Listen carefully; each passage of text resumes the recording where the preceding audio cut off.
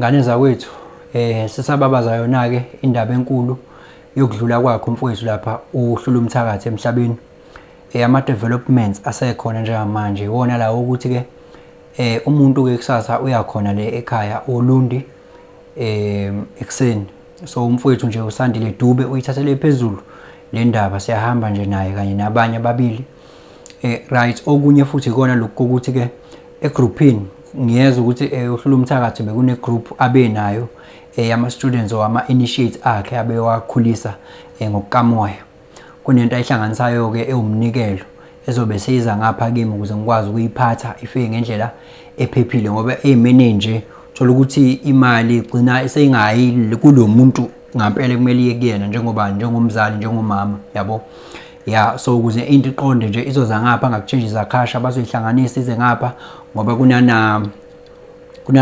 kungaqondi kahle kwezinto. That is why izogcina seyiza ngalanga kumina, but ke sesikulungisile ukuthi ke kuzokwenzeka kanjani. So okunye ke lokho ukuthi esayidini lami epage lika change izakhasha bakhona abantu abathe bafisa ukunikela. Abantu abathi bafisa ukunikela ke okuphosa ukuthile ukuze sikuhambe sesekuhlangene sokuhlanganisa nje konke sikuhambise. Ngicela ukuthi udonate ngale ndlela le.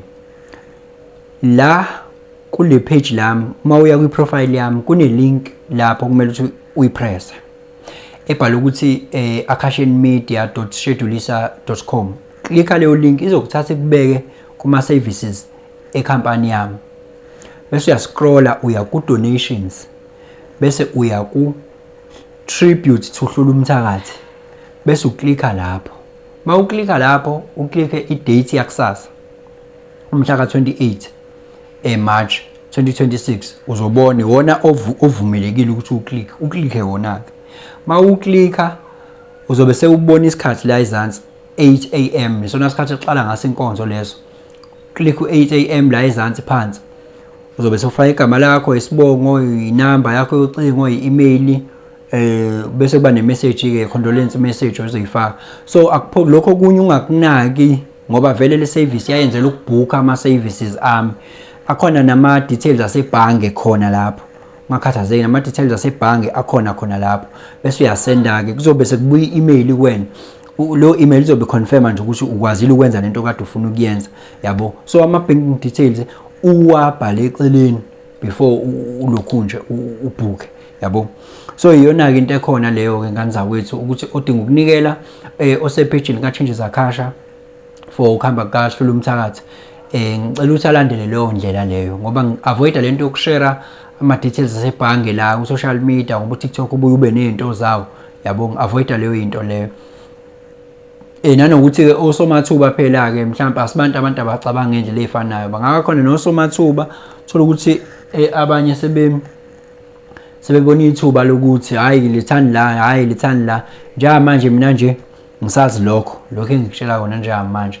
So yeah, iyona ke indaba ekhona leyo ngane zakwethu, iyona indaba ekhona njengamanje leyo.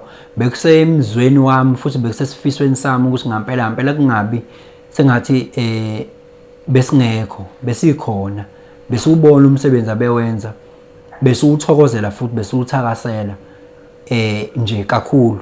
So noma engasekho emhlabeni physically, yeah, kungithintile mina ngathi abanye abantu abangekho even spiritually awakened njengathi, uthola ukuthi abantu abathile nje abahlanganela kuma facets athile ahlukahlukene, kodwa makuthiwe oyedwa wabo uguqe ngedolo bayahlangana behambisa into esolid ekhaya. Thina ke kungani, yeah, that was the thing ebeyiqhamukile. So ngiyajabula kakhulu ukuthi khona okukhona kuzobe kuvela emndenini ka TikTok nasemndenini ka social media.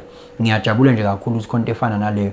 Noma uthanda ukuthi esayidini lami ungakwenza lokho ngale ndlela le engikhuluma engichaza ngayo. Uma uthanda ke ungasebenzisa le method yokuthi uskene i-QR code la le profile picture yami, uskene i-QR code izokubeka khona la kumele ubhuke khona, bese uyascrolla uthi donations tribute to Hlula Umthakathi, bese uyalandela ama prompts. Mawuba nenkinga ke ngicela uWhatsApp le number le ekhona la kwi profile yami mawuba nenkinga.